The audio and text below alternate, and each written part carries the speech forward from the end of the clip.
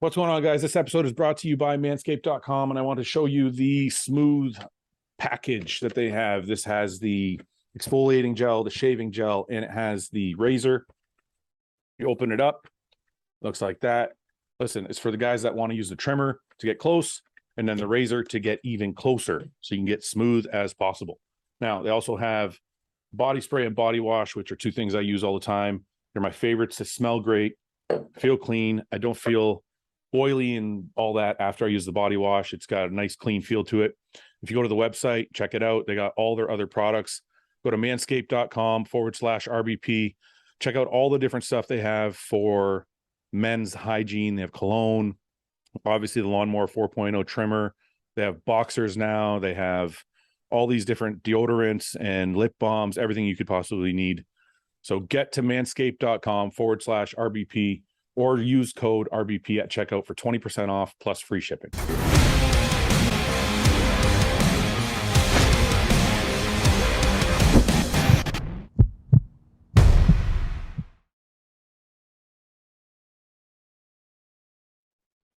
What's going on, everybody? We're back with the Real Bodybuilding Podcast. This is episode, I don't know which one, 133 or 134, but I'm with the sixth best bodybuilder in the universe. Oh yeah, I like that. I like that one. Samson, I'm a little sick, but I thought I had to get back to work, and you were the first person I wanted to talk to. Oh, nice. So, how are you, sir? You have started at the bottom, and now you're at the top. Yeah, reminds me of the Drake song, man. That's right. That's right. From the bottom, now we're here. That's right. How has it sunk in yet at all? Oh no, man, it hasn't sunk in yet. I mean, we flew home day before yesterday, and since then, just been getting some rest. And it's surreal, man. It really is. It's, man, you hope, you plan, you train, but when it actually happens, you kind of just feel lost. You just lost in the moment, man. And you're like, wow, you can't believe it. So yeah, this is gonna take a while. Can I tell you something? So I've always known you had a beautiful physique. I've always known you were big. Obviously, you guest posed at my show in Toronto, so I've seen you up close. I've seen you at the Arnold. For some reason, when you walked out in that first call out, I was like, I don't think anybody realized you were as good as you were. I don't think you knew you were as good as you were. Nah, I didn't, because honestly, that point, because I remember like backstage, honestly, this is what people don't tell you backstage. Backstage, before the pre-judging, obviously they took a long time before they got us out. Yeah. And we were sitting there laying there in a long time. I was flying off. And then when we went to pump, I'm like, okay, lifting the weights, I'm not getting a pump. Yeah. And I started bricking, I started panicking. I'm messaging my girl, I'm like, we got a problem. I can't keep my pump. Yeah. And she's like, okay, just down a bottle of water, down a glass of water. Don't worry. With you, even though when you're flat, most people can't tell. You're still round, yeah. Exactly. So she's like, look, just get your head in it. So I'm there, I'm pumping up, and at this point, my mind is going. I'm looking at all these other guys, and you're in a room surrounded with freaks, and you're looking at them, and I'm thinking, oh man, you just blew it. This you just blew it. So I remember right before coming out, I'm standing there, I'm about to get a tan, the glaze done, and Ben walked up to me, and he was like, bro, I could see that you're in that wave point where things are about to kick off. Let me just tell you now, you're looking absolutely awesome. Yeah, go in there and go out there and kill it. Yeah. And I was like, okay, you know what? This is what you've trained all year for. Regardless of what you feel, regardless if you feel you're on or not, go in there confidently and make it count. Yeah, yeah. When we went out, we obviously the first walk on. Yeah. It was good, felt good, come back out. And then we walked out as a group. Now, at this point, we already knew we were going to be standing next to Big Ramy when we were coming out. Of course, yeah. So we already knew that was going to be the pinnacle of it. Like, okay. For people who don't know, who didn't watch the show, they all pick their numbers the day before at the meet and greet or the athletes press conference. And your number was right before Ramy's. Yep, 29, and he was 30s. So before they do the first call out, they all come out in groups of 5 or 6, I think. I think it was 5, yeah. Group was 5. So you already knew you were going to be standing next to him before the first call out. Yeah. So go on. Sorry. Go on with your story. So we walked out, and obviously we were the two last guys right at the edge.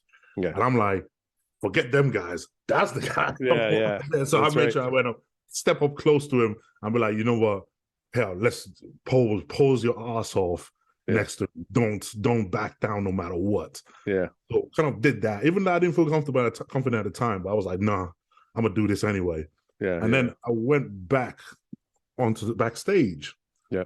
And then I remember people, it was this atmosphere just changed. And people came up to me going, dude, you just sizing up the big Ramy. That's right.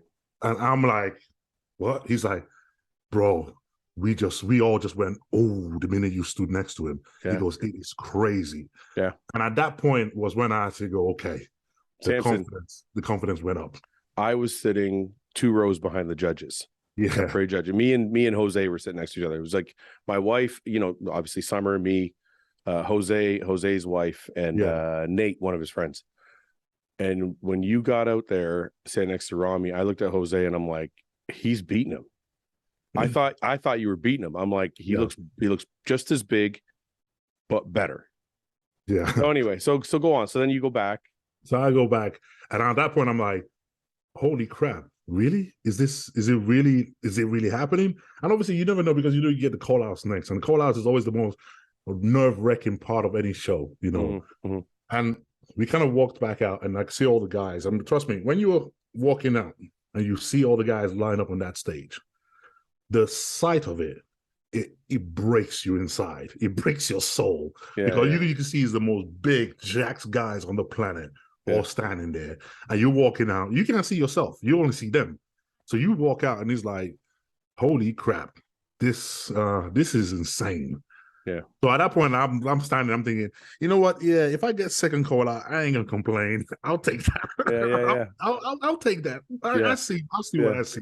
Yeah. So they obviously Steve starts calling out the numbers, and then I hear my number.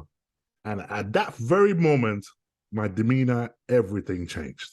At that very moment, it felt like it's on. Yeah. It's on. I could see it. I could see it in your posing. I could see it in your face. When you walked out, you all of a sudden became far more aggressive. Yeah. You were hitting your shots more aggressively, like everything. You know, so walk me through it. You go out there, they put you next to Ramy. I think you were standing next to Ramy first. Yep. So I was standing next to him first. And at this point, I'm like, you know what? It's time to fight. And I'm gonna fight till I got nothing left. Yeah. So we're going through the poses. I'm like, yep, we practiced for this. Let's do it. I'm hitting the poses as hard as I possibly can. I'm squeezing everything. I'm going at it round after round after round. I'm like, you know what? I'm gonna do this all day if I have to, but I ain't freaking backing down for nobody, you know. So because you always sort of know that, you know, they always have the first call out, and then they might leave a guy out to do the second call out. Sure. And I was like, okay, you know what? Make sure you're so fighting so hard on this one that if they leave you out, you don't back down. You keep fighting no matter what. It doesn't matter if you're tired, you're puffing out, you're feeling, man, I can't do it.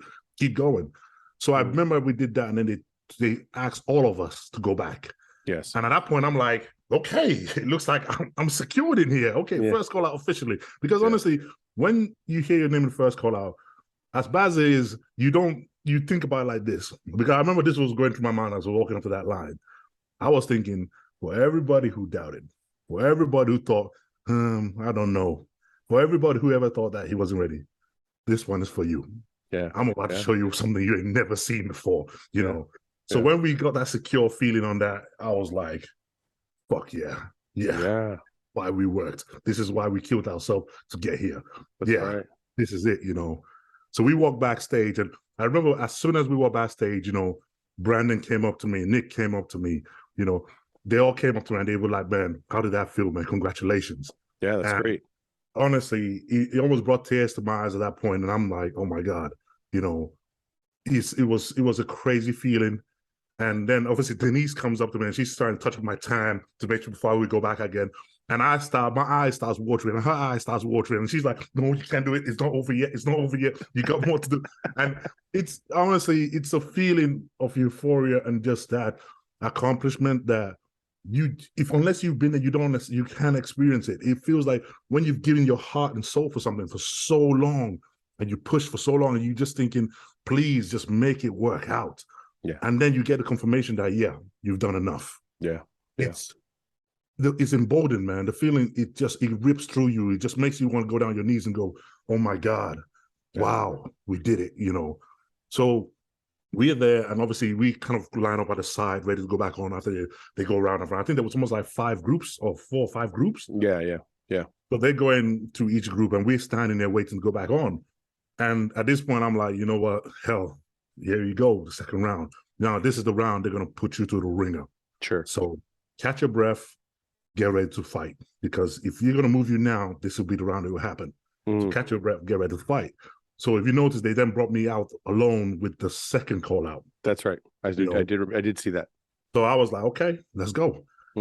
So we started. But wait, before you go on about that. So when they bring you back out with that call out, are you thinking in your mind, are you thinking anything negative? Like you're like, oh, I slipped, or are you just like, okay, I got to keep going? For some reason, because I knew I was outside of the first call out group, so I knew that if they was going to bring anybody out, it would be me. Yeah, So I'm like, I was prepared for okay, you were ready. When that happens, fight and make sure you hold your place. Don't give any ounce of ground, no matter what. Still fight. Sure. So when they called me out with the second call out, it wasn't a case of I'm like, oh damn. I was like, okay, they told you they're going to test you. Now prove your worth. Yeah. Go for it. Yeah. So they bring us out with that group, and I think they must have done 2 rounds or so with that group. Yeah. And at this point, after going around after round, you're pretty much spent. Yeah. But I'm like, nah, not for a minute am I going to show anything. Not for a minute am I going to back down. So we did 2 rounds there, and at the end of the round, and at this point I'm thinking, oh man, okay, I'm tired, but I'm not giving up. I didn't come all this way to back down now. Yeah. And then they said, okay, Samson, stay there. Everybody else go back. And at this point I'm thinking, okay, is that a good thing? Yeah. I'm standing there. I'm thinking, you're like, am I last in that call out or first? You know what I mean? Something is that a good thing? And then I hear Hadi, Nick, and I hear the guy. Oh man, I was like, come on, Dan. I'll tell you, I was sitting there. So unlike you, I did get a little bit. I was like a little bit like, fuck. They put him in the second call out, right? But then when they sent everybody back and brought back the first call out guys, I was like, okay, he's solid now. Now they got him there. Yeah. So go on. So they come back out. They come back out. For me, that was a confirmation. That was the case of, okay, they try to see if you fit with the other group. You didn't fit. So I'm like, yeah, we're solidly in there now. Okay, time to start fighting. Come on. Yeah. So at that point, with each round we did, the confidence just went up because everything happened right. And the confidence went up coming around. So by the time we got to that round, I was spent. I was tired because they probably didn't want anybody else. But at this point, I'm thinking, I don't care. I'm going to carry on doing this until I drop dead. I don't give a damn. I'm going. So we would go round after round and swapping around and going again. I was like, yep, keep going. And, if people don't understand, like when you're in that stage, you're battling out. People just think you just stand there and hit the poses. No, it's a battle. You looking at the guy next to you. You watching him edge forward. You watching him edge closer. You making sure you match that or you get past that. And, man, those Hadi and those guys, they know how to move on stage. You really have to be keeping up your wits. You really can't just. I remember a couple times Steve had you guys go back to the line. Oh man, yeah. And I kept looking at Jose, going, man, they're like 3 feet in front of the line. You guys all kept on moving up. Yep. Yeah. And honestly, because I did Arnold earlier this year, and the aggression wasn't even close. This one was every guy in that top call out were fighting with their tooth and nail. They were going at it. So every time, Steve asked us to move back, and I turned around and I looked at the line. I go, what the hell is line doing all the way over there? I know. And I always looked at, I always look back and I was smiling and go, man, we moved all the way there. At one point, we were so close to the edge. I know. I was thinking, if I step another inch, I'm falling off the stage.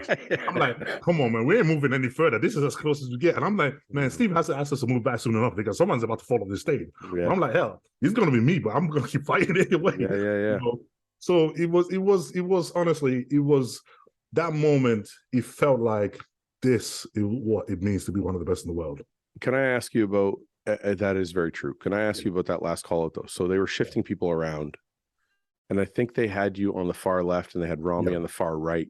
Yeah, they had they had Hadi, Derek, and Nick in that order in the middle.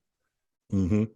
Did you feel like you were 5th, 6th? Did you feel like you were being compared to Hadi? Like, because you're talking now about the physical expenditure of being up there and battling. But one thing you haven't expressed is the mental battle that goes on in your mind while you're being compared, because you're being shifted from left to right in one group to another.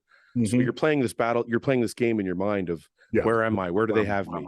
So this is also expending energy because you're like trying to stay positive while thinking of where they're putting you. I mean, one thing you could say, when you're on the outside in each group, you always know the outside is obviously one of the last places in that group. Okay. Yeah. So you always know that if there's anybody's on TI, you're going to be the guys on the outside. The guys in the middle, it's a lot more harder to tell okay, where am I? Am I in the middle? You tend to look and say, okay, who's on the right? And you try to almost do the math to think, okay, who's there and who's there? But when you're on the outside, all you're trying to think is, okay, the guy next to me, I got to get as close to him as possible so that I can be compared fairly. And then if I'm lucky enough, I get moved in from that point. So this is a lot more easier to focus on just that one guy next to the guy who's much closer to the inside. Now, when you're on the inside, that's a whole different ballgame because now you're having guys next to you. And what people can't tell is when you're outside looking in, you can pretty much just count, okay, 3 guys here, 2 guys here, 1 guy in the middle. That's the guy in the middle. When you're actually there, you can't tell what number you are at. You can't tell, okay, you look down and you think, well, there's 3 guys on my left, there's 2 guys on my right. And you're trying to think, oh, does that technically make me in the middle? Or does that, and it's a lot harder to sort of do that, especially when you don't exactly have the time to sit there going, oh yeah, 1, 2, 3. Yeah. You don't, so you just literally in that point, you're thinking, okay, if he's, I mean, normally you go after the big name guy that you know is next to you. Of course, It's like, look, if I go after the big name guy, that's as good as it gets. So if I'm standing next to Brandon, guess what? Brandon's the guy I'm going after. If I'm standing next to Ramy, I'm going after him. And that last call out, were you standing next to Brandon or were you standing next to Hadi? I think it was you, then Brandon. I think it was me, then Brandon. Yeah. Okay. So did you, at that point, and I know there's a lot going on, so you can't tell for sure, but at that point, did anybody in that lineup know who was winning? Like, did you guys all kind of have an idea it was Derek or Hadi? I didn't. It literally took when we went back off stage for me to realize, okay, who's standing where. Because at the time, I know that, okay, I knew that they had Hadi, Derek, and Nick somewhere in the middle. In the middle, yeah. Because I knew that Ramy was down the far end and Brandon was next to me. Yeah. So those are the only 2 I sort of had a good guess of their positioning. Yeah. The guys in the middle, I didn't know in what order who was standing where, who was standing what. But I just knew that those 2 guys I could easily look at and say, okay, Brandon's next to me, Ramy's down the far end. And that was it. You know. So you kind of like, okay, right, you go against the guy that's the closest one in that circle. So you get close up to him. Yeah. Was it a shock to you that the 2 smallest guys were in the middle and they were ahead? No. Because you could like, I saw how tight and how crazy they were. Yeah. I mean, so I'm not saying I was shocked. Like so I'll tell you, the 2 biggest standouts of the show for me was Derek and you. Yeah. And because we expected Hadi to be there, we expected Nick to be there. You know what I mean? So when Derek showed up, we were all like, holy fuck. Shit. Yeah. When he walked out for his individuals, I think me and Jose both freaked out. Yeah. So we expected Derek to be there. Well, sorry, we didn't expect him to be there before the show, but after we saw him come out for the individuals, we were like, yeah, he's going to be there. Yeah. But it was not that they didn't deserve it, but it's weird that the Olympia, you know, Mr. Olympia has always been the biggest guy. Yeah. Generally speaking. And it was weird to have the 2 smallest guys that came from the 212 in the middle of the. Honestly, you know what? Because we were looking at on the screen when we were backstage. Obviously, when every guys did their individual, we were watching on the screen backstage. Yeah, and we saw the level of condition guys were. Yeah, and we were like, I'm like, damn, okay, they brought it. Yeah, you know. And then when we get the. Do you think? I don't know if you've ever seen Hadi before in person. I haven't. This is the first time I've seen him in person. Yeah, but judging from pictures and video I've seen of Hadi before. Yeah, and Jose told me because Jose's seen him in person. He said he was sharper in the past. Yeah. At first he was I think when he first came out, he probably was sharper in the past. But I think he got harder the more he posed. As the posing went on, yeah. You know. But I think instead of bringing that 100% conditioning, he maybe brought more fullness. And it balanced him out. It balanced him out a lot more in that lineup. Yeah. And I think that's what kind of showed. And the thing is, with those, I mean, they say the smaller guys, but with those smaller guys, when they pose big. Yeah. You know. Yeah. When they hit them poses, you can't tell. Okay, yeah, they're the smaller ones in terms of actual width of them. No, they're just shorter. They don't look smaller. Shorter. They're not smaller. You know, so you kind of people can make that mistake and think, oh no, them guys they pose big. Yeah. And when they're on in conditioning, you just got to look at it and go, you know what, hats off to you. Yeah. You definitely brought it. You know, and I think when you're kind of in that science, because for some reason, just like everybody else. We going in the show, we had the idea of, okay, the 2 guys I most likely want to be matched up with will be Brandon and Ramy. We already had that. So in our mind, we trained and had that intention, okay, these are the 2 guys you really need to step up to. These are the 2 guys you really need to fight to because something we all knew, we had a feeling they'll be fighting for that top spot. Yeah. So you're like, okay, those are the guys that you need to really bring it up to. And So wait a minute, you and Milos before, because okay, so yeah, and I hope you don't take any offense to this, but no, before the show, everyone was doing predictions. yeah, And me and the group of guys all on the podcast, we all had you in the top 10, yeah. either 10th, 9th, 8th, whatever Mhm. position somebody had you in. Did you and Milos beforehand already kind of see yourself in that top 6? We sort of did. And for some reason, it's not in that kind of way. In terms of like what basically Milos did, he said, look, what you need to do is get in the first call out. Yeah. All we got to do is be good enough to you in the first call out. Yeah. After that, it's up in the air.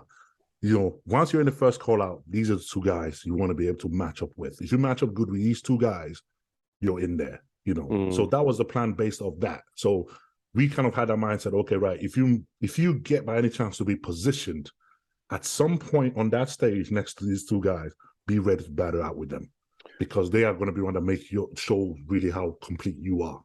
Do you think Brandon played the size game too much? Because I've talked to Abdullah beforehand and he said he was going to bring him in big. And when Brandon came out, I'll tell you, when Brandon came out individually. Yeah. And this is why I tell people that watch the podcast, it's hard to judge somebody until you see them next to other people. Like you're a perfect example. Your physique nobody knows how big you are. No. Because your physique flows so well until they see you next to other guys. Yeah. And Brandon, that same thing happened to me when he walked out for his individual. I'm like, I thought Brandon's going to win the show. He looked humongous, big, round, full. Oh, yeah. But then when he stood next to other guys, I realized he lost a little bit of detail because he was so big. Yeah. Did you see that in him before going out? Or honestly, because remember I stood next to Brandon at Arnold. Yes. And I knew he was much better here. Okay. Much better here. He was much more impressive here. Arnold, he felt a bit more downsized and he didn't feel sharper for it. Yes. While here, he might not have been sharper than the Arnold or anything like that, but the size and the roundness was just so overwhelming that you have to look at him and go, God damn. Yeah. Wow. Yeah, he was very big. Yeah. So I think this looks probably suits him a lot better than when he tries to downsize so much, because if you look at him, he looks like he might not have the amount of detail, but his legs seemed a lot bigger to match his actual physique. Everything seemed a lot more flowy to that physique when he's that size. I think you need to find a little bit of a balance though, because I think he was so big that he lost some detail. Lost a bit of that, yeah. And I think that's what made him slip. Yeah, and and that's probably what the case is. It's almost like, with open guys, it's always trying to find that perfect balance. You can't be small and be flat. You have to be big and full as hell, but at the same time, you can't be so big or full as hell that you lose those details, especially if you're going to go round to round and then you just turn into a water balloon or your details start to fade. It does tend to happen. And you know what? He's trying to pinpoint that perfect middle, which people need to understand how difficult it is to nail it just right. You might have it right literally before you walk backstage. Yeah. You backstage for 20 minutes and you lose that. Yeah, it's funny. People don't realize that the bigger you are, the faster like that 20 minutes matters. When you're a little guy, 20 minutes means nothing. When you're 300 pounds or 250 pounds, you could flatten out instantly, because I know even Milos said that I looked better in the morning than I did in the evening. We looked at it, what's going on, but it's so easy for it to change. And when you're backstage and if things get delayed, and you're backstage. You're trying to play catch up. Now you're like, okay, do I have another meal? Is it going to be too late to have another meal? Am I drying off? Am I filling out? It's very hard to do. And you're not going to check yourself every 2 minutes backstage. That's right. And your coach is in there and everything else. Now you're just on your own and you're trying to analyze that. And backstage, your mindset is not even in the right place.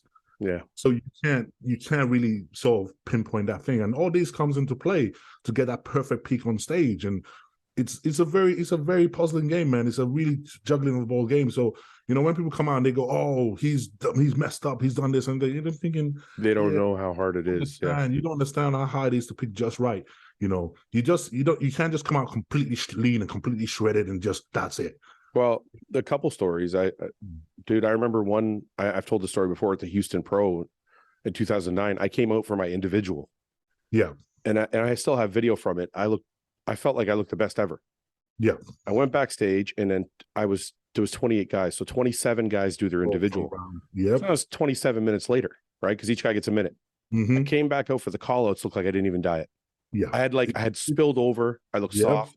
Yep. And then it's crazy, just that 20 minutes. And then I spoke to Ian as well about the show. And he said, in the morning, he felt great. And then as the day wore on Friday, he felt flatter and flatter and flatter. And the next thing you know, he's on stage, not full at all. So it's amazing how quickly like a big muscular body can just eat up that glycogen and just and it happens so frequently. And the bigger you are, the more easily it's to happen. And I always feel sorry when guys get ripped apart for not being on and all that on stage. And I always laugh and go, you know what? It's one thing trying to get that much size on you. Yes. Another thing, try to peak that much size perfectly. Yeah. And then it's not that you can't predict everything that's going to happen backstage. You can't predict everything that's going to happen. You can't predict the time. You can't predict anything. Yeah. And you're pretty much just kind of like arms in the air at that point, trying to play catch up. So it's like, it really is. I mean, for me, I know that point in prejudging, I just know that I was lucky enough that I know my genetics has just evolved to the point where even when I'm flat, most people can't tell. Yeah, you're lucky that way. You have a fullness, a roundness. That roundness that just it happens regardless. So I know even me at that fight in the prejudging, I missed that point. I was there and I'm pumping up, and you get a pump, and then 2 seconds later it's like, what the hell? What happened? I want to ask you something, Samson, because we'll dig a little deeper into this. So I'm going to show a couple of things. So this is your Instagram. This is you against Ramy. I'm not sure what. This was the first time you guys came out. Yeah. So I was blown away when I saw this. This is, I mean, Ramy looked good, but he obviously had some weaknesses this year that I think were a detriment to his physique. Nice. Still very impressive. It's funny when Ramy came out just standing still. Yeah. When he first walked out the Olympia door and he would just stood there, I was like, he's going to win for sure. As he started to pose, I started to see something's going on with the triceps, something going on with the lower back, something going on with the calves. And then something was going on with the waist too. He had a little bit of trouble holding it. So there was some things going on there, but he was very impressive when he just stood on his own. Yeah. And I was like, wow. But anyway, then you guys got together and you started to expose some of the weaknesses. But what I want to ask you is this back pose. So you get into this back pose, right? Yeah. I see what you just did there. You just kind of crouch down, you flex the hamstrings, and you flex the glute. Right? Yeah. What I wanted to ask is, you seem to pop the glutes outwards as you do your back shot. The hamstrings. I'm going to show people what I'm talking about here. When I press play, you'll see his glutes pop outwards. See there, he just popped them out. Now, what that did was it increased the thickness of your adductors. Yep. And it actually made your quads look bigger as well. So this whole thing is ridiculous. Because it's a simple thing, because I know I don't have the strongest glutes. I ain't got the strongest glutes and everything else. And this is one thing that it bothered me throughout this whole year. And we've done everything to try to get it as dry and as separated and striated. And it just wasn't happening. So when we kind of got closer to the show, we kind of thought about it going, look, at no point the judge ever said to me, bro, go get some striated glutes. They've always said, look, get your conditioning better, get this better, get your back better. They've never actually ever said that to me. Okay. So we said, look, you may not have some glute, but you have one of the strongest hamstrings on the lineup. So instead of trying to hold on to that and try to focus on something you can't get, make sure you highlight the strongest part of you. That makes sense. We do poses like that, is look, he'll kill me in the glutes, damn right. But like saying, okay, yeah, you can have the glutes, but then having the hamstrings pop and be crazy. Well, yeah, I mean, if you look at the difference here, his glutes are shredded, but your hamstrings are and quads. And this is it. Well, he's got the quads, but his hamstrings are very small and narrow compared to yours. And this is it. So you kind of play that point for point. Okay, you can have that. I'm gonna have this one instead. So this is what we kind of find out with those kind of things. What we find out we could do is just literally use play to your strengths. Don't, you try to get your weakness up as good as you can get, but play to your own strengths. So at no point did you think you should try and flex them in? You had decided ahead of time, no matter what, this is what we're doing. Yeah.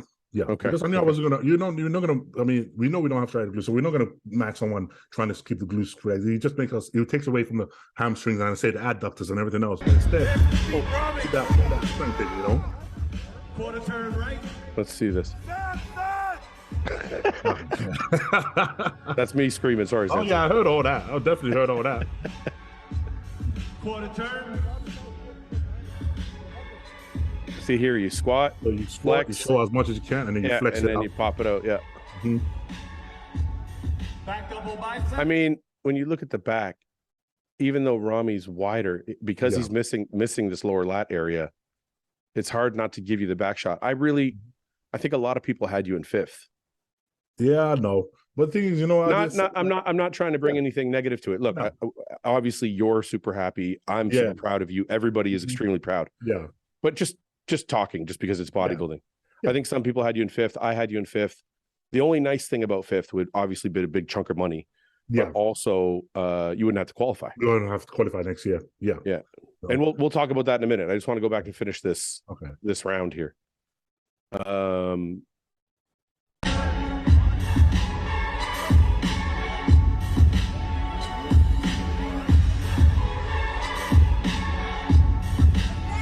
So I think you guys traded shots here because I have you in the back double. Yep. Because of his lat issue here. But then let me turn this down a bit. And then in the back lat, he has a lot of width there. Oh yeah. Quarter turn. Oh, you didn't do okay. We didn't do it. Not on the first walkout. We didn't. That's right. That's right.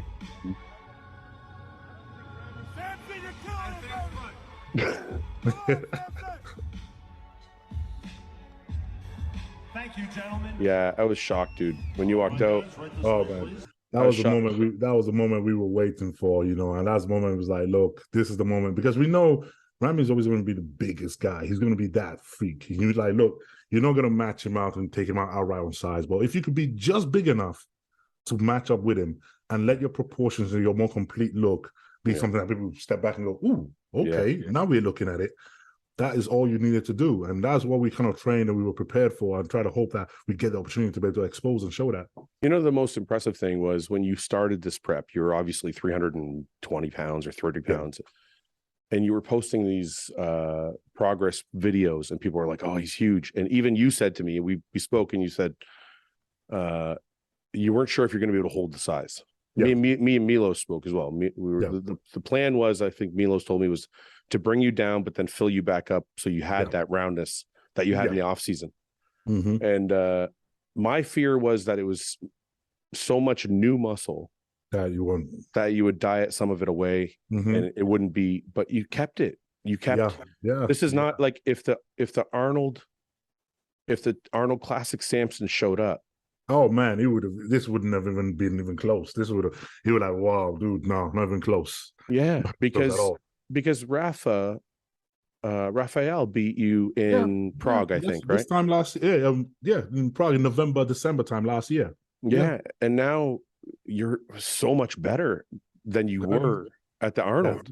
Yeah, and at Prague, like the progress you've made in a year is insane. Yeah, and and this is it. I mean, the thing is, we know, like I said, like we know that when I put my heart down and say, okay, right, I want to work my ass off. Yeah. It's exactly that. It's not a case of, okay, it sounds nice on YouTube or it sounds nice on Instagram to say, yeah, I'm going to work hard.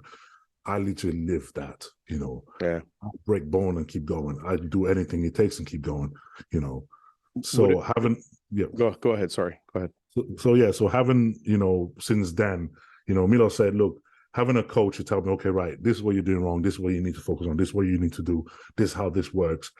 And Milos is an old school guy, man. He doesn't, he didn't look at what I was doing and said, okay, throw all that away. Let's start again. He looked at what I was doing and go, okay. And he took the best bits out of it and he changed the bits I was getting wrong. And as soon as he did that, things just started happening, Well, I was going to say, I think a lot of this started with John. Yeah. Because I think, before me and you spoke, when you came to Hostile, you were working with Mel, your wife. Yeah. And she's very knowledgeable, but I remember you were doing a lot of almost like cheat food to make up the calories for your size. Yep, exactly that. And none of it was sticking. And then I think when John took over, he had you eat just a lot more food in general. Yeah. And then I think Milos continued that. Yeah. And this is what I mean. Like we learned a lot from that point where it was like, you can, people say, okay, you got to eat this much 1,000 calories, you can eat 27,000 calories and everything else. And you automatically assume that, okay, I'm just going to pile in loads of junk to make up the calories and bam, that's happening. Yeah. But they don't understand what the actual lack of nutrition, those kind of food actually does to your body. Yeah. And how it really doesn't work for you. I mean, things like before, I used to think, okay, if I'm going to carb up on pizza, burgers and stuff like that, I think, yeah, I can carb up on that and I'll be good tomorrow or I'll good for like the next 3 hours.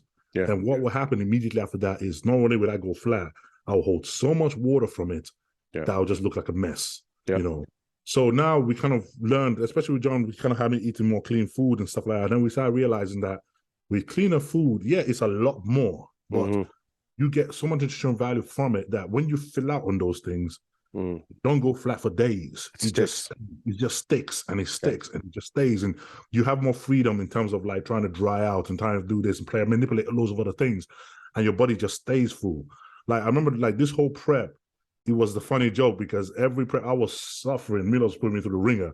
And every Friday after a full week of knocking my ass left, right, and center, he would say, okay, let's have a look at you. And I'll stand there and I'll pose. And he goes, dude, you're still fooling around. He goes, oh, you're not suffered enough. I'm going to make you suffer enough next week. And I'm like, damn. You know, and it got to the point that towards the end of the prep, I was so ticked off that I wasn't flattening off. And I was thinking, this motherfucker is going to see me again looking full and he's going to punish me for it. So it was 2 weeks out. And this point, I'm literally dying. I'm miserable. I was worried about you. I was worried. I remember emailing you and you seemed... Oh, it was you nice. You seemed almost distraught. I was like, man, I hope wasn't nice. Okay, man. Yeah. It wasn't nice. I wasn't a nice person. I didn't feel nice. I felt horrible. I felt miserable. I felt like this is bullshit. Let me ask you this. So I know John, God bless him.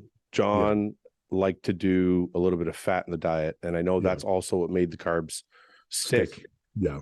Did Milos continue that, or did Milos go back? Because I know Milos doesn't like fat a lot. No, he continued that. He continued the fats. Okay. You know, that's why, you know, we still kept, you know, the eggs. Even though he brought down the eggs, we still kept the whole eggs. We still kept the steaks. We still kept those things those nutritional fat values in there. We never took them out. Yeah. And even when we brought them to a very low amount, we brought all the carbs to a very low amount, but we still kept those things there because for some reason your body just seems to hold on to muscle when you're having those nutritional in there, because people don't understand, like between the kind of meals I had in off season, the kind of meals I had in prep was exactly the same. Yeah. Yeah. Only thing that changed with the portion changed. You know? Well, I remember you posted your breakfast one day. It was like 3 eggs. Oh, man. That's it. Yeah. 3 eggs and a black coffee. Yeah, after you just done you posted your breakfast on this plate. It was like three little scrambled eggs. And I'm like, this motherfucker weighs 290 pounds. And he's eating 3 eggs and coffee. And honestly, you get up early in the morning, you do about an hour's cardio, you already finish, you know, you feel like you hadn't had carbs the last meal before, you only had freaking white fish. So your body's already craving it all through the night.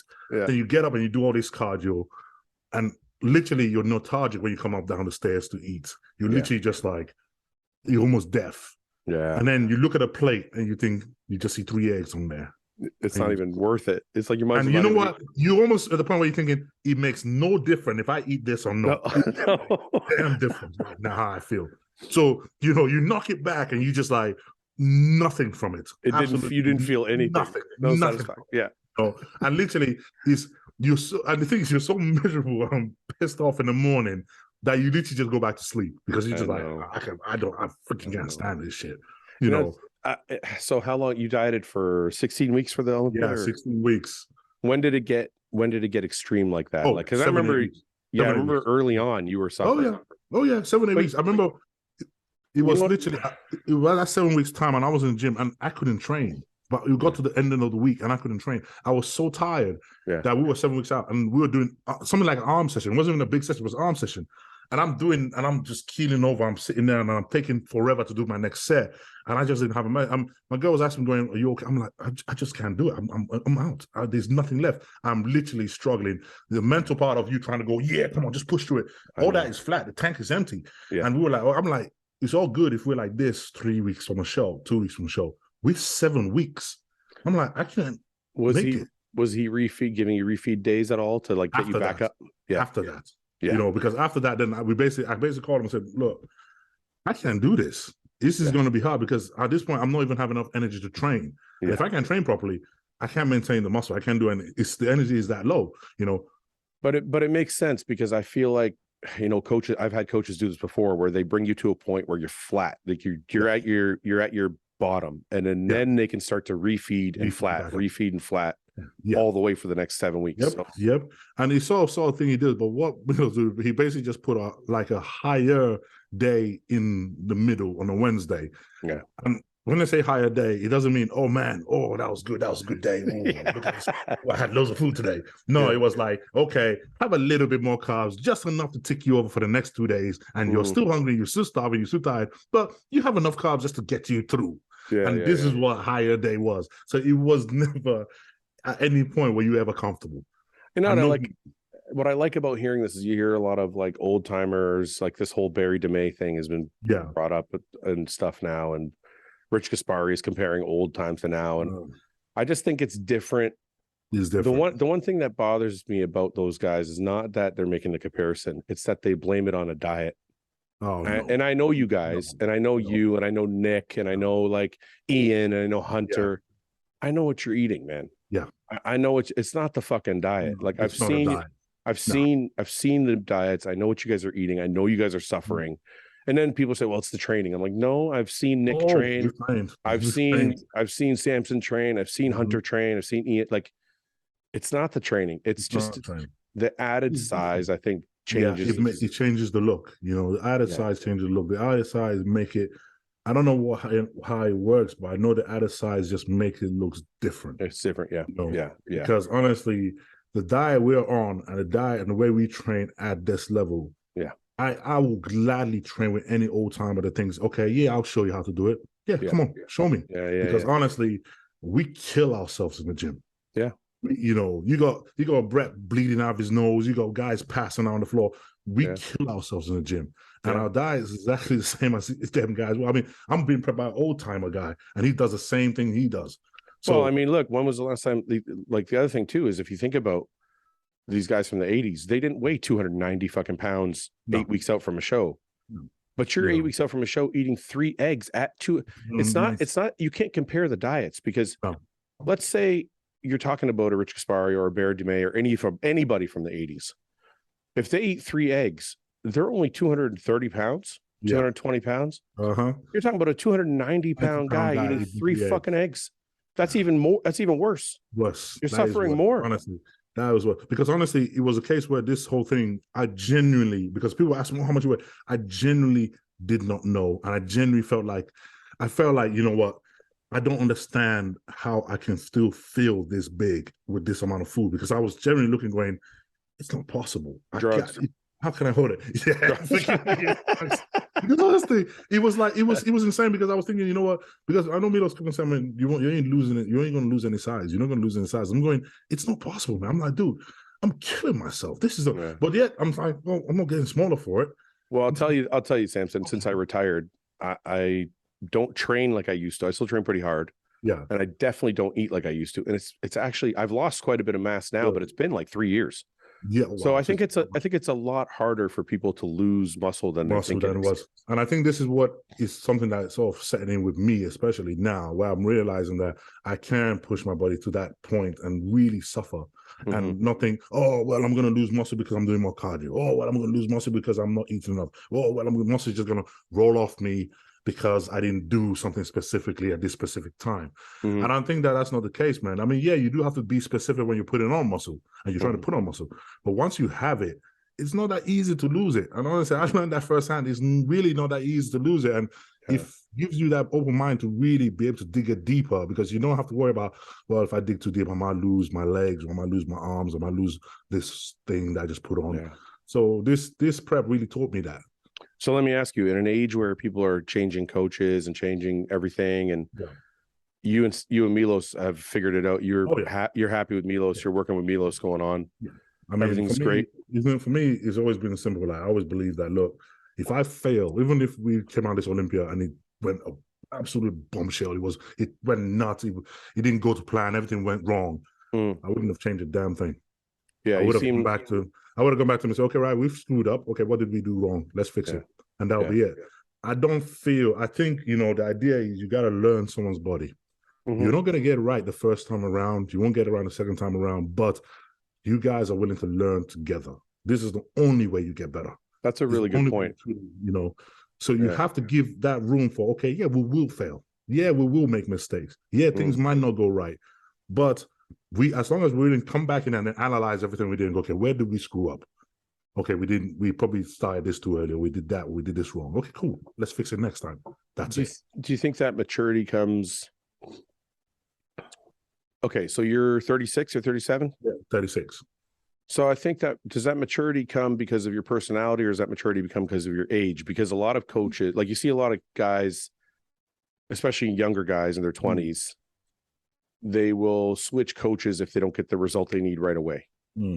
And I did that myself, even, you know, if I well, not necessarily like that, but I switched.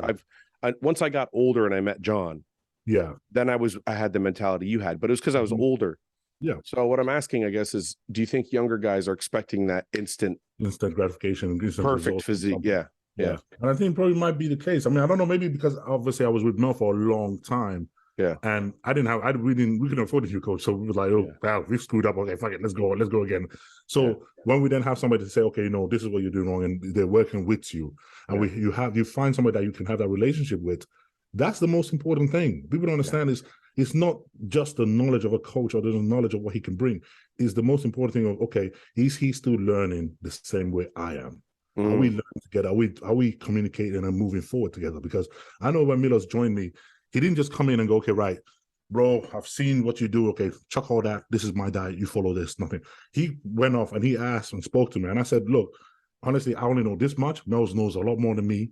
Speak to her, speak to me. And now he communicates with all three of us. We all constantly put our head down every single show, every single day. When we talk about it, we all three of us talk about it. Yeah. Said, okay, this is the plan. When we did Arnold, we said, okay, we didn't start drying out fast enough. Yeah. We were, that's why they said, oh, you're a lot better at the finals before you were the prejudging. Yeah. We're like, yeah, we made that mistake at Arnold. Okay, this time going to the next show, we got to bring that forward. We got to start drying out fast enough. This is communication. This is the thing where we're like, okay, what did we do wrong? How can we make it better? Okay. But that's the mentality. Is I think guys, when they sign with a coach, they expect the coach to know everything already and aren't willing, like what the key thing you said there was, you're willing to give Milos the time to learn. Yeah. A lot of guys don't want to give the coach the time to learn. They're like, you should already know. That's why I'm paying you, which I think is reasonable, but it makes a lot more sense what you're saying, which is because everybody's different. The coach might have all the theories and everything written down and but your body is different. This is why bodybuilding is so different for each person. Each person goes through it differently. He has to now learn, okay, he might have all the theory and the plan down, but how does that plan work on you? Yeah. He might try it and then realize, oh shit, this doesn't work on him at all. Yeah. Okay, back to the drawing board. We got to now take out what works and what doesn't work. We have to figure that out. Yeah. You can't, I mean, as bad as you can't expect someone to know everything. But it's just having that patience is having that patience. Say, okay, right, okay, we fucked up. All right. And I always hate the idea that someone could blame the coach entirely on when they don't perform. I think I just can't see myself do that. I know that even though I give my heart out, sometimes things don't work. I feel like, look, we win as a team, we lose as a team. I'm not gonna stand there and go, oh, it's his fault. Yeah, it doesn't matter who made the call. I agreed on it. Yeah. I said, yeah, let's do it. He didn't just say, okay, this is what we do. You don't get to say this is what we're gonna be. At some point, we don't know. I said, yeah, let's go with that. And by saying that, it means I also need to take responsibility for me and for the actions we do. So when things don't work out, we screwed up. We did it. We made it happen. So you gotta take responsibility, man, and say, okay, right, this is our task. This is what we do. That's very valuable. So I want to just talk about a couple things because it wasn't all sunshine and rainbows. Oh no, it was not. I saw you a couple days before prejudging. Yep. I want you to talk to if you feel comfortable. Yeah. Because I talked to you about this briefly when we met. And I was talking to Mel about it. So a lot of people, when they come on the podcast, I always ask them about pressure. Yeah. And honestly, I can go down the list of guys that I've asked, and every single one, person by person, says, I don't feel any pressure. I'm just focused on myself. It's just another show. And I know it's bullshit. It is bullshit. Because I've been there. I've been there and I know the pressure. Now, you, on the other hand, I knew the pressure was going to be greater because you came from somewhere where nobody knew you, and then all of a sudden everybody was waiting for you. Yeah. So can you talk about, when that really hit you, how the pressure started to build, and what it did to you over the course of your prep? So basically, when we've always said for years, the goal was to qualify for the Olympia and be at the Olympia one day. And I was naive, man. I think I was a bit of naivety. I said, oh man, when I qualify the Olympia, I'm going back. I don't really care. It's my first Olympia. I'm just gonna be happy I made it. I'm just gonna enjoy the experience and be like, yeah, it's the Olympia. Who cares? Even though they placed me 15th, I'm here. It doesn't matter. I'm just gonna enjoy it and smile and be like, yeah, forget it. I made it to Olympia. Yeah. That was my idea of what I thought my first Olympia would be. Yeah. Now we started prepping for the show. And I still held on to the idea. Going, you know what? I just did the Arnold, man. I'm fourth. I just, hell, the Olympia night is just a bonus at this point. I'm just gonna go there and just do my best. And I'm still gonna train I'm like, look, I don't need to do anything. I'm just gonna train my heart out and just like show my best, and that's it. Nobody's gonna care. I'm just gonna enjoy it. Okay. I think it cut to about, I don't know if it was that 8 weeks out of off season, we dropped a video of what we looked like then. Yeah. Oh, I remember that. Yeah. I remember. And all of a sudden, I experienced something I had never done in my whole life. I experienced what it was like when people have expectations and pressure. That's right. Now, that got more intense every damn week we got closer to it. Yeah. It was insane how much pressure it gives you going into Olympia. People don't understand how much pressure, what it does to you mentally when you're prepping for a show. It's crippling how bad it is. At this point, I'm feeling it. Mel is feeling it. Milos is feeling it. It's so intense that you start cracking up under it. We had a lot of arguments. We had a lot of bad clashing because of that pressure. Yeah. So anybody can say that, oh yeah, it was good. No, we bumped head a lot. Yeah. Because of that pressure. Yeah. It was almost like you couldn't get away from it.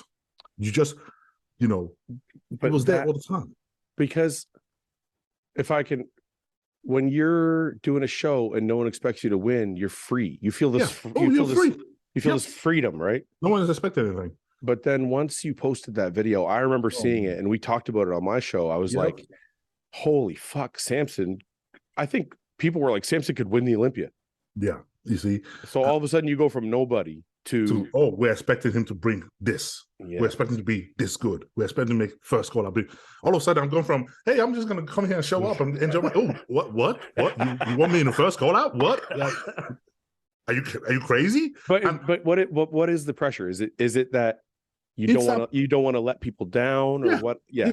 It's you don't want to let people down. I mean, you can all act and say, oh, well, I don't care about what other people think. Bullshit. You do. That's why we have social media. That's why social media is so powerful. We do care about what other people think of us. You can't help it. It's part of what comes with it.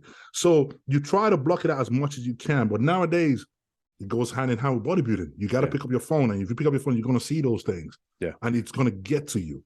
You try not to let it get to you. But especially when you're dieting, your diet brain, the deeper you go into that, the more. I mean, you already see how bad it is when you're just dieting, how mentally just unscrambled you are mentally. Yeah. Now, put in the pressure of everybody speaking, everybody talking, everybody has an opinion, your mind is on blast 24/7.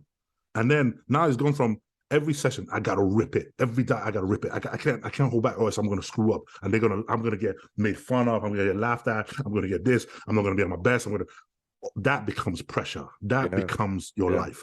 That's right.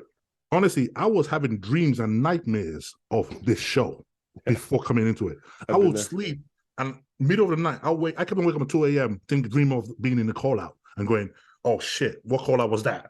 Oh man, that was it was that bad. It was that bad. It was not so bad. It wasn't bad enough for me.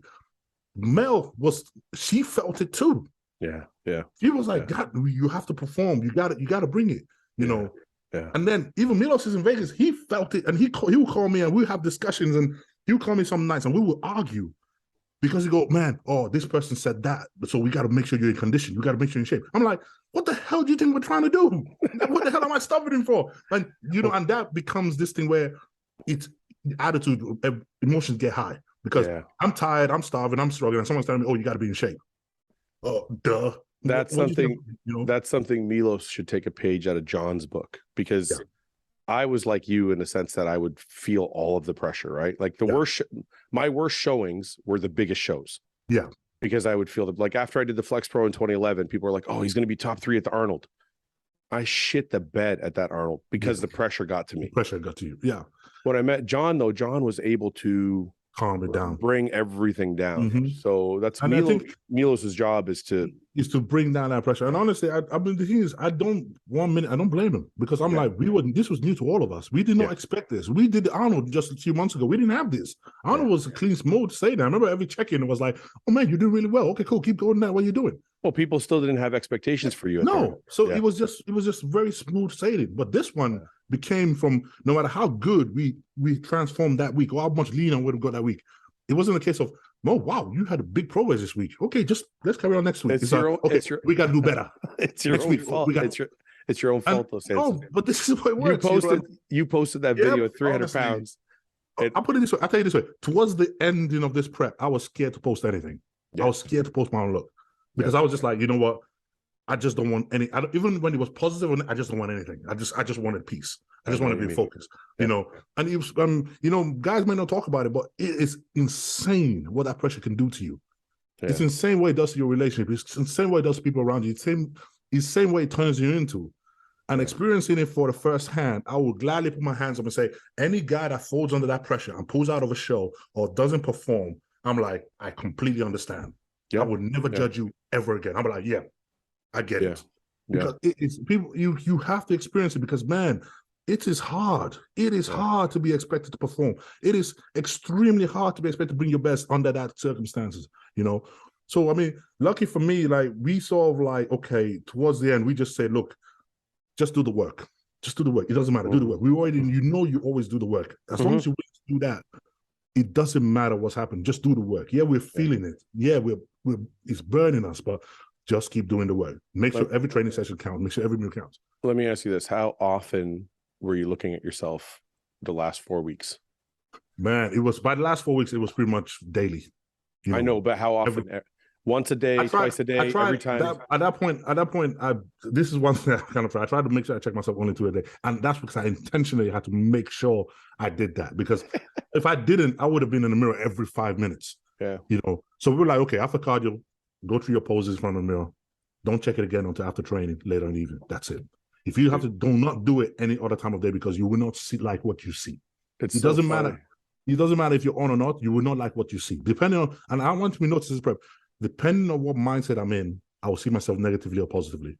It doesn't matter how I look. I know. If I'm feeling crappy on that morning, I wake up.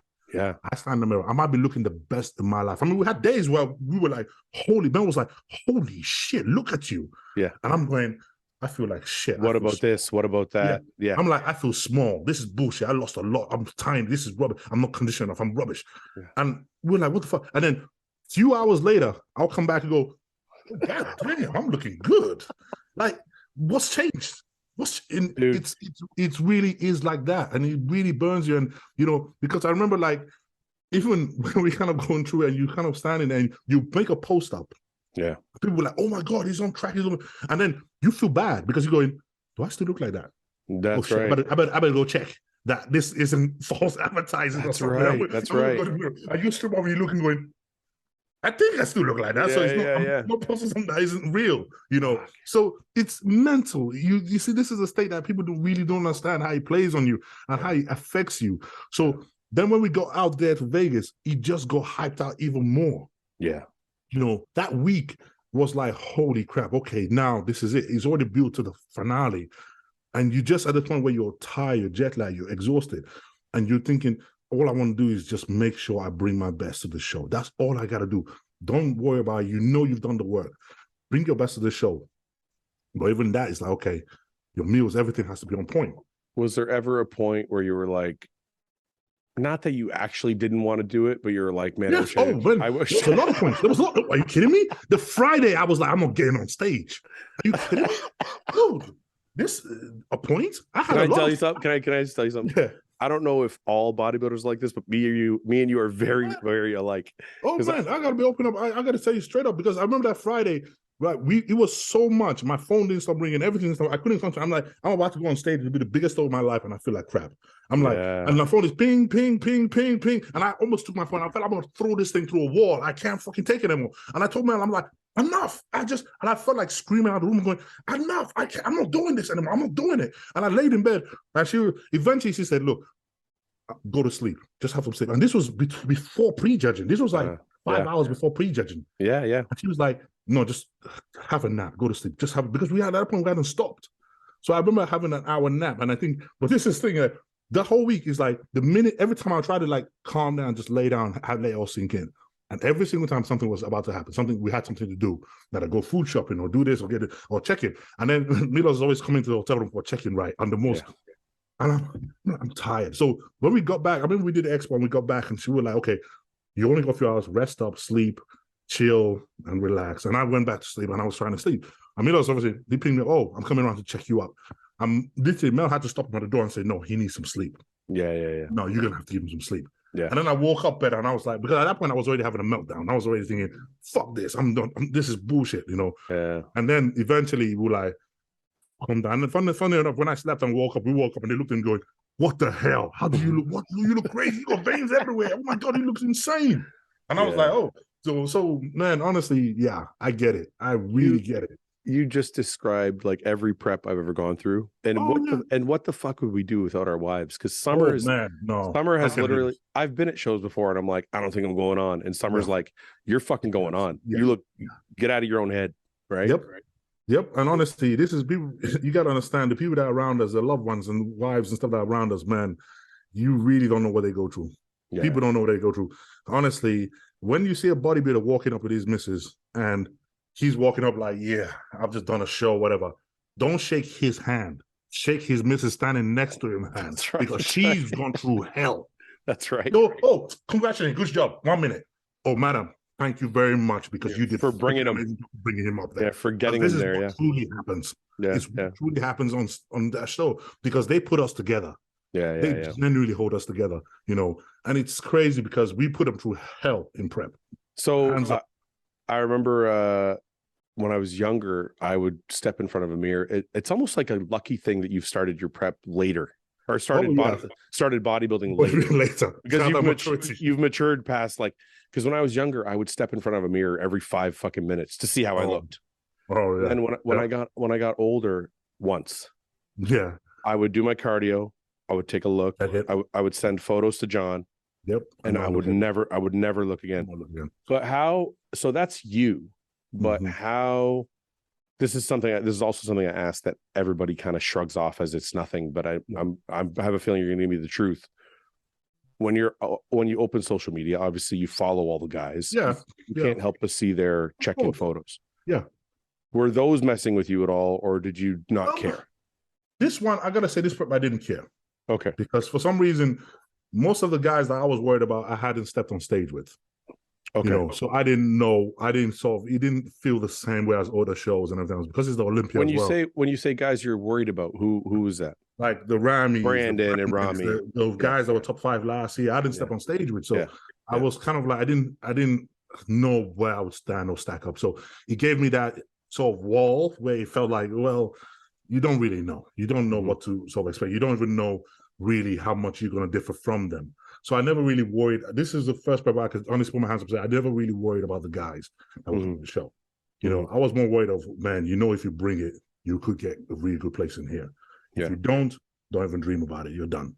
You know, so it was that more that. So if that basically forced me to worry just about myself. Because it was just the idea of not bringing it, you know. Did you think you would be here when we first started working together and you were jogging on the spot in a hotel room in Korea? No. Maybe, yeah, you dreamed about it in future. You know, when you kind of have, like, everybody has this dream, you know, everybody, oh, one day I would like to be this. One day I would like to be here. One day I would like to have a bigger house. One day I have to have this, like that. And it's always that one day. You're working towards it, but it's always someday. But it was the same thing. I had that dream of one day, but I never thought that it would come this quickly now. Not in my wildest dreams I ever thought about that. Dude, I'm extremely proud of you, but I have to say, there are people calling you the next Ronnie Coleman now. Oh, man, please don't do that. Please don't do that. Please don't. So I know. It's an honor. It's a blessing. It's like, wow. Because we're talking about pressure, right? So I apologize. But, you know, this is this is a phenomenal photo for a couple of reasons. Like, you're stacking up here with Mr. Olympia and potentially a future Mr. Olympia. Oh yeah. Like Nick has got the goods. And Hadi is now one, and you're standing here with him, you know what I mean? And you're comparing in all these shots. And you know, I think like this is going to be something to see in the next couple of years. Like this silhouette, you know, there isn't anybody else on that stage that has this silhouette. Yeah. So I just curious. So honestly, it's I'm sorry I did this to you, but they posted this. Oh yeah. So I apologize. No, the idea of being Mr. Olympia, that one I've already come to terms with my head. I don't want to be like, I'm going to be Mr. Olympia one day. I believe that one now. Because I know what I'm willing to do to get there. I know what I'm willing to, how hard I'm willing to push, and to see the progress I've been able to make in such a short time, and there's no signs of slowing down either. I'm like, look, if I keep this up, there's no way I'm not going to be Mr. Olympia. So that one I've come to terms with. But now that you felt the pressure of expectation, do you think the next time you feel the pressure of expectation, it will be easier, or do you think I think because honestly, your first, I'm assuming, because I've not been in this position before, but I'm assuming that the first one is probably the worst one, because it comes out of nowhere, and you're like, whoa, what the hell? What the hell is this? I've never felt this before. So this one was like, I didn't know how to take it. I didn't know how to wave with it. I didn't know how to. I'm hoping that next time it's almost like, okay, here we go again. Okay, you know all the things you have to put into play. Don't look on social media. Don't do this. Don't do that. Focus on you, blah blah blah. I'm hoping that that's what it will be like. I don't think it'll be easier, but I think you'll deal with it a lot better. You understand it more. You understand it a lot better. You understand, okay, this is how it works a lot better. Do you think, you know, one of the things I feel like about the Mr. Olympia now that's so exciting is it's very wide open. Yeah. You know, even though Hadi won, and he won decisively. Yeah. I don't feel like Hadi is a Dorian Yates, Ronnie Coleman, Phil Heath type character that's going to reign. It's going to reign for years and years and years. I feel like anything like that show with a few small percentage changes. Anybody could have juggled around. Derek could have won. Yep. Nick could have won. You could have won. Brandon could have won. Yeah. So I feel like, you know, even guys outside the top six, like somebody would have been jumped straight into the top six. Somebody like Andrew was a little bit more conditioned. He jumps in. Somebody like, you know what I mean? Like there's other guys too that could. So I feel like the Olympia is going to be pretty exciting for the next few years because there's so many guys, so many talented guys, and so close. Yeah, and there's not one dominant figure where you'd be like, okay, regardless of these guys do next year, they're not going to catch him. So now it's almost that excitement. Everybody's so close to be beatable that for fans watching it is like, wow, this is exciting times to be watching bodybuilding. Let me ask you this question: do you think if you brought, and this isn't to add any pressure or say anything, do you think if you brought Ronnie Coleman conditioning, you could be that dynasty? Yeah. Olympia. I think so. Yeah. Okay.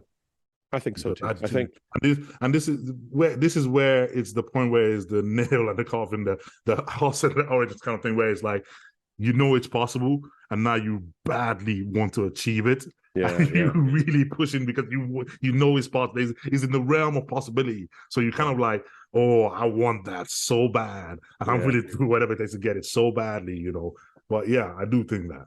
Do you think you have the kind of physique where the more prep, because you're relatively fresh and relatively new to bodybuilding? Like, when did you started? What, 34?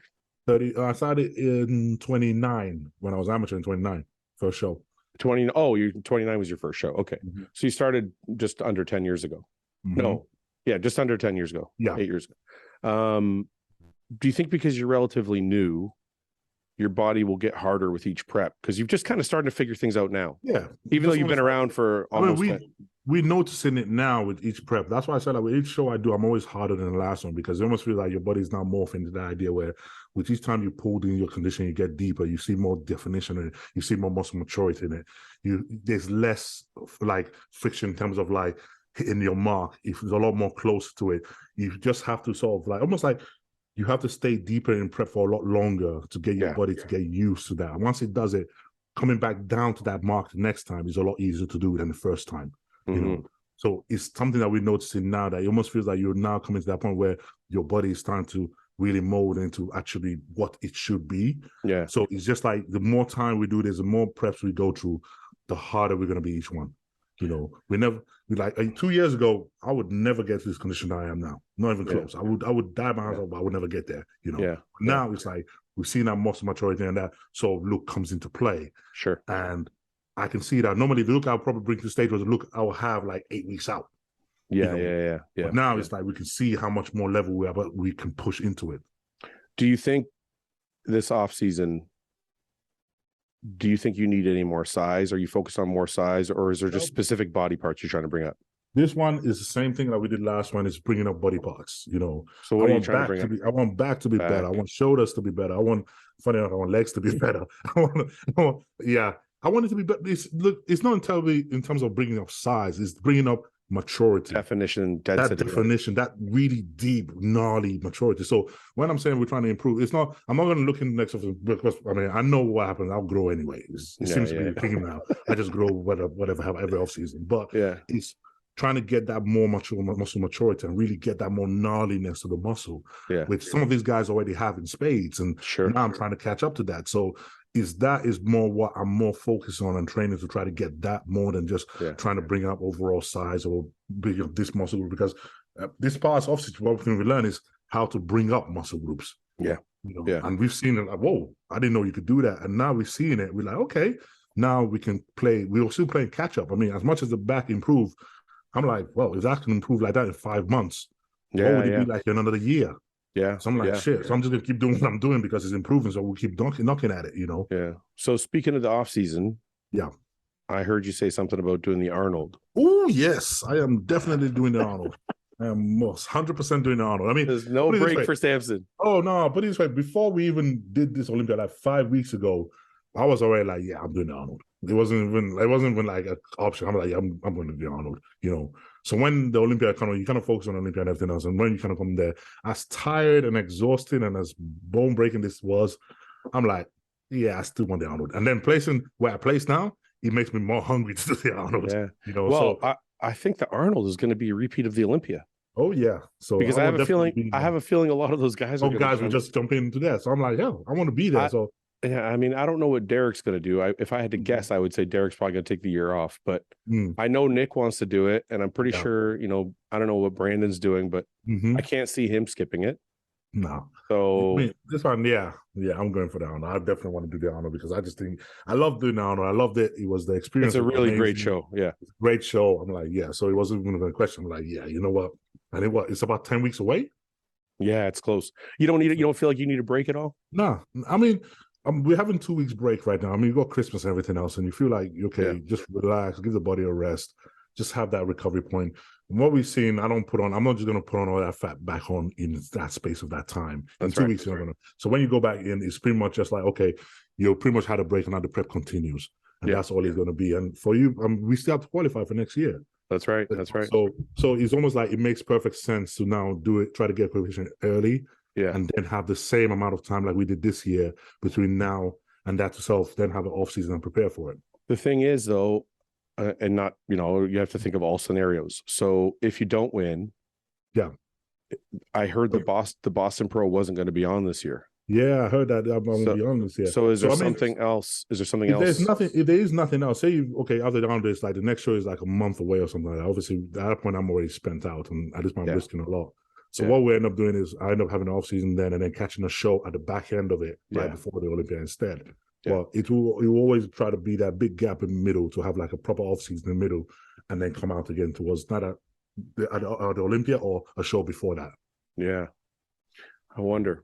I know this is probably thinking for not on the podcast, but I'm just I like people to know kind of like how the thought process works because one of the scenarios could be. If you didn't do the Arnold, which I don't think is a good idea because Arnold's an awesome show. Yeah. But if you didn't do the Arnold, then you would take that huge break now. Yeah, but then we've seen how quick I can improve with 5 months. So it's almost like even if I did the Arnold, there's still 5 months till November or whatnot. So you still have enough time to make a lot of improvements in there. And we learn to use the time a lot more efficiently. So I'm not too kind of worried in terms of like time like that. I know I can improve in a very short time. I feel like there's a lot of prestige in being an Arnold Classic winner as well. Yeah. especially this year. Come If on, all man. the guys do it and Yep. you can win, it's gonna be it's gonna be awesome. It's gonna be awesome. Yeah. So I think for me, it was just a no brainer, man. I looked at it, I was like, yeah, man, I had so much fun with Arnold last year. I really enjoyed every part of it. So it's almost like if I'm gonna have to sit there and watch it happen, and I'm up there, I'm gonna be kicking the crap out of myself. It's gonna suck, yeah.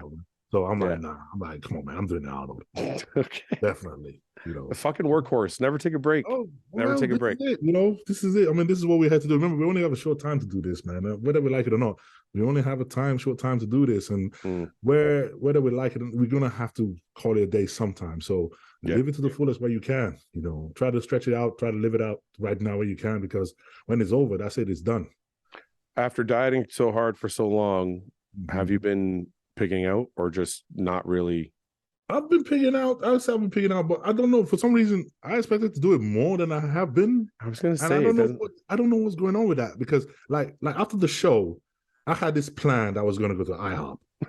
It was like I did not give a damn. I'm going straight. I know IHOP's your favorite. I know. Yeah, but I was like, shit, I'm going to go pick up all night in IHOP and everything else. So the show finished, and I think it finished quite late. And obviously, you had like the what do you call it, the banquet right afterwards. And I was like, okay, you got to go to the banquet. It's your first Olympia. You got to go there. So I got dressed. We went to the banquet.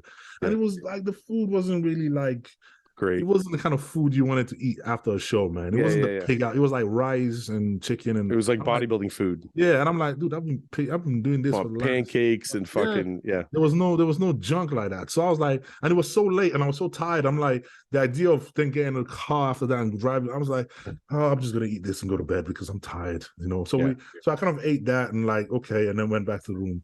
And then the Monday morning or Sunday morning, obviously we had the shoot as well. Photo shoot, So I was like, okay, can't really have time there. So we basically pulled it in McDonald's. I had like a freaking triple bacon cheeseburger and whatnot. And I basically ate that and came to that and everything else. And we were busy that day. So didn't have time to really like indulge. And then, I only had a pizza for the first time yesterday. How was it? I'm like, it was awesome. And for the first time, this one, I actually could leave the leftovers for the next day and eat that too. Because normally, it's almost like in a cheat meal, you eat the pizza and be like, whatever is left is going in the bin. You're not eating that tomorrow. So this time it was like, I'm leaving this shit in the fridge. I'm eating it tomorrow. You're the best. So it was awesome. That was definitely awesome and everything else. And even like the whole period, I think what people don't understand is when you finish a show and everything else, it's more the structure that you just want to relax. You just want to eat when you want to, sleep when you want to do. You just want to break that structure a little bit. So for me, that was more refreshing. It's like, okay, you don't have to eat breakfast the minute you wake up. You don't have to meal 2, meal 3, meal 4. Just eat breakfast, and when you feel hungry, just do it. So give yourself and everybody around, just give it a break. Just rest up. So for having 1 week of just being able to say, I'm gonna eat this whenever I'm gonna eat and I'm gonna sleep. I don't have to have a specific diet times.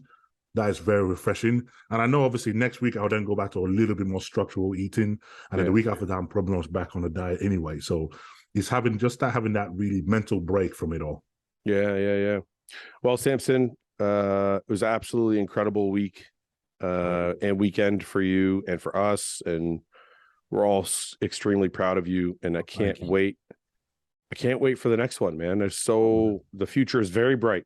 Oh yeah. Man. Thank you so much, man. Really appreciate it. Yeah. Let's keep in touch. We'll get you on some more podcasts with the boys. We'll have a few laughs, and we'll do this again soon. Oh, thank you very much for having me. All right, brother. Soon. Yeah. Okay, brother. Okay. Bye. Bye. Thanks for watching. Please subscribe, share with your friends, and like the video. And if you get a chance, check out the description for all the different links to all the different places you can find Hostile and myself. And lastly, check out hostile.com for our new line of supplements and all of our apparel and gear. Thanks again for watching.